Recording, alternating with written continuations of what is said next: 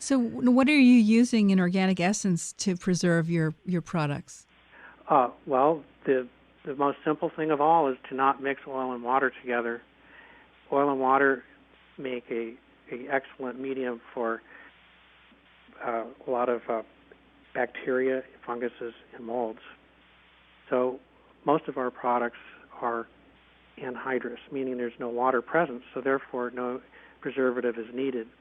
In the case of our soap itself, this is something that most people aren't aware of, is that natural soap is made of a fatty acid, which comes from vegetable oil or animal oil, whichever, and a alkaline like sodium hydroxide or potassium hydroxide. And together they make a salt. And so all natural soap is actually a salt. And so as a natural salt, it is does not support bacterial growth. So you can have a liquid soap that is antimicrobial just by the fact of what it is. It doesn't need any other preservatives. Now with detergent soaps, because the detergent is not a salt, it requires the addition of other preservatives. And that's where they're dangerous, is because a liquid so-called soap or detergent that has a chemical preservative can pass through the skin, taking those preservatives to your body tissues, into your bloodstream. And so that's why I was very surprised when I first became interested in this issue. Why did some companies promote no SLS? Mm-hmm. Well, SLS stands for sodium lauryl sulfate or sodium laureth sulfate, two chemical names for detergents. Please tell the story about the whale that washed up on your local beach. And yes, I'd love to.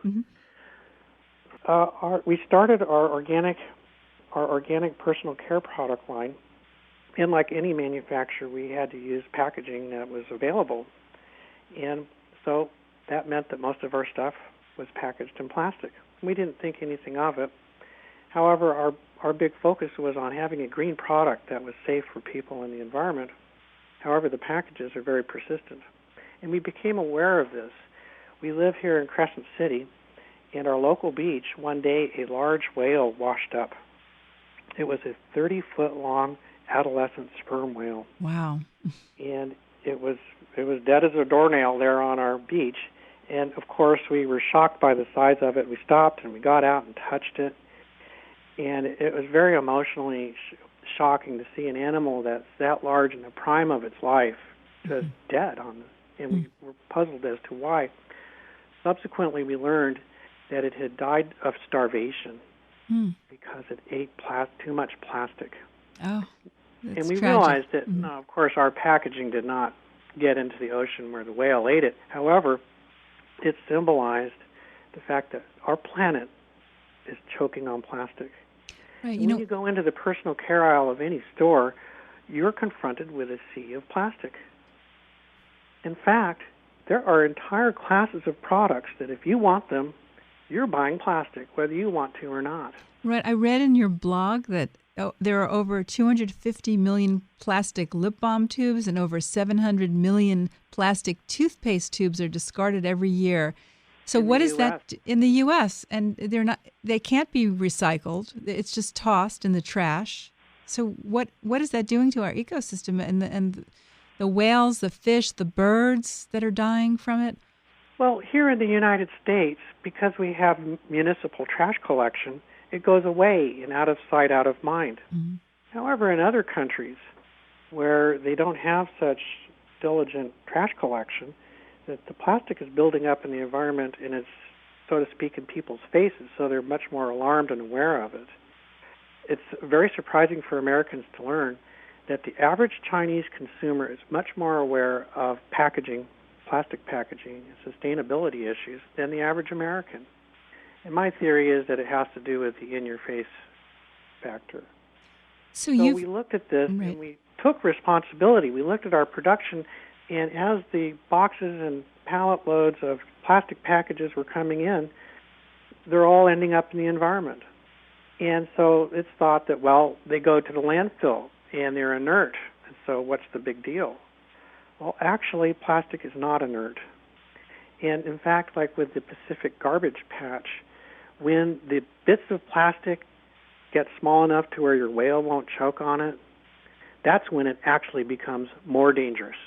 Right, because then the fish are eating it, and that's right. The plastic particles get small, they end up in the life, and then they bioconcentrate. And so we're facing a potential tsunami of chemicals from plastic exposure. Now, it will change life on the planet. You had an inspiration for your biodegradable tubes. What was that? My wife, Gail, had a dream about a package that was very simple. What we had done was, at first, once we were confronted with the whale, we realized that there had to be another answer. So we went to the packaging trade shows for the industry, and we traveled to Anaheim and Los Angeles. And despite all the hoopla about green packaging, there wasn't any. Mm-hmm. We were shocked. And so right there on the floor in the show, I encountered a booth that had paper tubes, and I asked the salesman there, well, do you have a biodegradable liner for it? And they said, well, yes, we do. And I said, well, can you make a biodegradable jar? And they said, no, we can't. And so I said, yes, you can. And so I designed one, and we designed the first primary container for body care products. And so after the success of that, and we realized that there was a lot of huge demand for sustainable packaging, we focused on the lip balm tube. The lip balm tube could be made larger, so it'll hold things like glue sticks, laundry stain sticks, shoe polish, different foods. Just all sorts of things can be put into that package. Afterwards, we focused on things like toothpaste tubes, and I was at a organic trade show in Chicago last April, the year before this last April, and speaking about sustainable packaging, and a packaging engineer for one of the large organic strawberry companies approached me and said, well, what can you do about a sustainable strawberry package? And I said, well, what's wrong with a paper tray? Mm-hmm. And she says, oh, no, that won't work.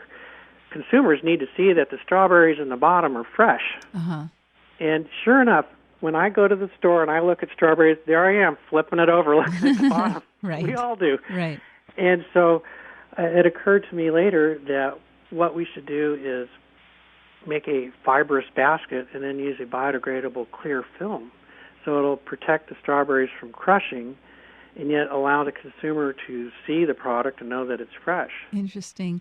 You know, I was surprised to know that labels on, even if the bottle's recyclable, they have a plastic coating on it that has to be peeled off, and most people are not peeling it off. So tell us about your labels. Well, we looked at the whole package as a whole. And yes, you're right. Most label technology has to do with self-adhesive. That is, the industry is focused on self-adhesive because it lends itself very well to quick manufacturing.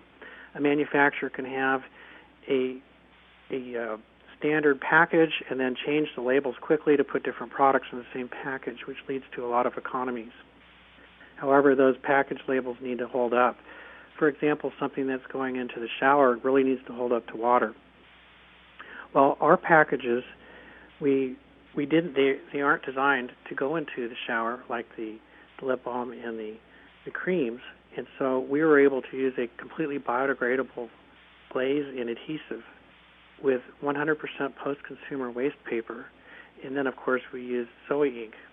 Soy ink. Now, that's fantastic. You know, we only have about a minute left, so I just want you to if you have any tips for consumers, what to look out for when they're buying their personal care products.